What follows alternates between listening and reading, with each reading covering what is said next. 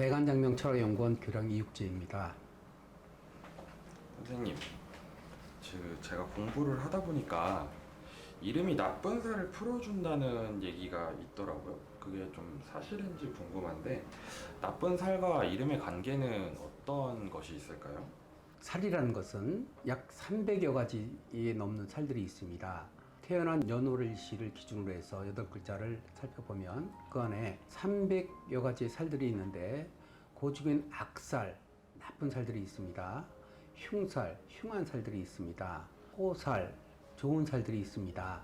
또 약살, 약이 되는 살들이 있습니다. 여러 종류의 살들이 있는데 그 살들이 운명에 미치는 영향이 막 100% 미치는 영향이 아니고, 왜냐면 여러 살들, 안 걸리는 살들이 없거든요. 좋은 살, 나쁜 살. 그래서 그 중에 이제 피해야 될 살도 있는데, 그걸 이제 이름으로써 그 살들을 막아준다 하는 것은 살하고의 이런 관계는 연관이 없습니다. 살을 풀어주는 행위들은 있습니다. 예를 들어 부적을 한다든지, 혹은 뭐 구술 한다든지, 어떤 처방을 한다든지 하고 그 살풀이, 뭐 액풀이 이런 걸 할 수는 있지만, 이름에 그 살이 풀어주는 그런 기운들은 없거든요.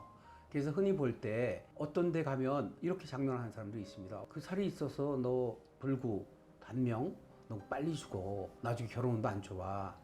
이렇게 해서 불안감을 주는 경우가 좀 있는데, 살하고 이름의 관계는 전혀 상관이 없고, 또 살들이 그 100% 영향을 미치지 않거든요. 물론 이제 운의 영향은 미치는 경우가 적지 않습니다. 뭐 형살, 총살, 파살, 햇살, 뭐 이런 살들은 운명에 직접적으로 영향을 미치는데, 그것을 이름을 잘 지어줌으로써 살들이 없어지는 것이 아니거든요. 그래서 이름과 살을 연관 지어서 혹은 뭐 어떤 장명법이 있다, 장명을 한다 하는 것은 신뢰도가 높지 않다. 그러나 살을 풀겠다, 뭐 살을 풀 행위를 하겠다 하는 것들은 해서 나쁠 일은 없거든요. 살 푸는 행위를 해서 나쁠 일은 없다. 살의 그 경중이 백호관살 뭐 이렇게 하면 피를 보고 죽는 살이다 이래서, 그것이 일치에 있으면 아버지를 극하게 되고, 혀에 해당이 되면 부인을 극하고 이래서 부인이 일찍 죽거나 안 걸려 죽거나 이런 것들이 있다고 하는데, 제가 검증을 해보면서 알 수 있었는데, 그것은 뭐냐면 살 하나의 영향이 아니고 전체적인 구성, 즉 숲이냐 나무냐 이런 차이가 있다는 얘기죠. 그래서 살은 나무에 해당되는 거니까 이름으로서 막 살을 푼다 이렇게 그런 논리로 가는 것은 정확한 논리 아니다. 이름하고 살하고는 연관관계가 없다 이렇게 말씀드릴 수 있습니다. 선생님, 제가 좋은 이름과 나쁜 이름의 차이가 좀 궁금한데, 장명할 때는 어떤 것이 좀 기준이 될까요? 좋은 이름이라고 하면 일단 상생의 이름이겠죠. 나쁜 이름이라고 본다 하면 상극의 이름인데, 상극의 이름은 듣기는 아주 좋습니다. 그래서 상극의 이름은 연예인들로 주로 쓰는 이름이 상극의 이름이거든요. 그래서 그걸 우리가 소리의 프레임이라고 하는데, 제일 먼저 이름으로 좋은 이름, 나쁜 이름을 알 수 있는 것은 소리의 프레임이다. 소리의 상생이 일단 좋은 이름. 어떤 유튜브께서는 상극이 좋을 수 있다. 개혁, 진보, 발전 막 이래서 좋을 수 있다 하는데, 상극은 충돌입니다.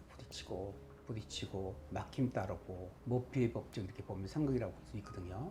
상생은 그 진취적인 발전은 아니라도 무리가 없어요. 물 흐르듯이 무리가 없습니다. 오버하지 않고 무리가 없고. 그래서 길게 보는 인생, 전투가 아닌 전쟁, 인생 길게 놓고 볼 때 상생이 기운이 훨씬 수월하게 갈 수 있습니다. 그래서 좋은 이름, 나쁜 구성을 놓고 본다면, 첫째, 소리의 구성에 있다. 둘째, 같은 소리의 구성이라도 어떤 글자를 어떻게 쓰느냐에 따라서 기운이 다르게 나오는데, 만약에 한 문자를 좋은 뜻을 가지고 이름을 짓다 하면 굳이 지금 8,100자가 되는 그런 한 문자가 나올 필요가 없거든요. 한 문자가 꾸준하게 늘어서 이름을 지라고 임명령자 꾸준히 늘어나고 있는데, 글자의 뜻만 가지고 짓는다 하면 굳이 한 문자가 많이 필요하지 않았는데, 한 문자가 그렇게 많이 필요한 것은 필요한 글자를 필요하게 뽑아 써라, 이런 의미가 있거든요. 그래서 어떤 글자를 또 어떻게 쓰느냐 따라서 나쁜 이름을 구별할 수 있고, 그 다음에 들어서 안 좋은 이름들이 있어요. 왜냐면 남자가 여자 이름을 쓰는 경우, 혹은 여자가 남자 이름을 막 쓰는 경우 있어요. 그런 사람 특징을 보면 이름이 걸고 된 경우가 많이 있거든요. 그래서 우선적으로 볼 때 이름 전체를 보지 않고 이거 좋은 이름이야, 이거 나쁜 이름이야 이렇게 판단하는 것들은 표리 구성에 따라서 좋은 이름, 나쁜 이름 판별을 할 수 있다 이렇게 볼 수 있습니다.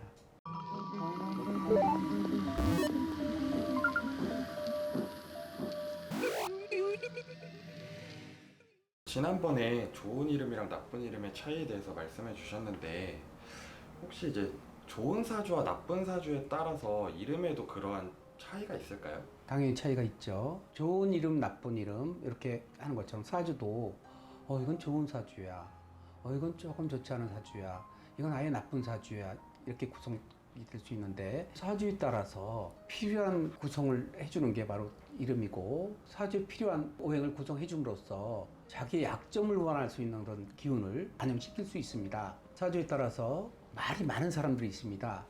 그럼 말이 많은 사람 같은 경우는 이제 구설이 나기가 쉽죠.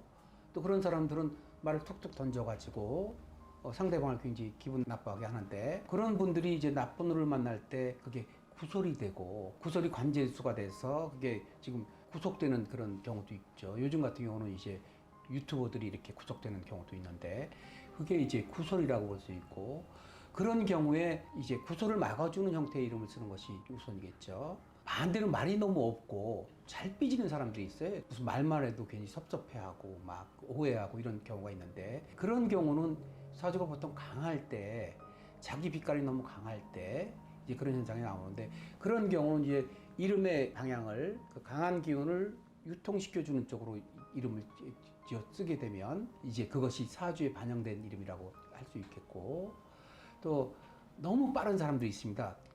속도가 촉이 너무 빨라서 그런 경우는 속도를 조금 죽여줘야 너무 빠르면 오히려 불편해질 수 있거든요. 그래서 그런 경우는 속도를 조금 죽여주는 형태의 이름을 써줘야 되는데 그러한 이름들이 사주가 없으면 반영시킬 수 없는 부분이 있다는 얘기죠. 아유리라는 이름이 예쁘다 할 때 예쁘다고 생각하는 이름이 누구한테는 그 예쁜 이름이 되지 않을 수 있고 누구한테는 또 폭탄이 될 수 있는 이름들이 있는데 그런 것들이 구성이 바로 사주에 있다. 그래서 사주에 따른 그런 이름을 맞춰 지어주는 것은 굉장히 중요한 일이라고 볼 수 있습니다.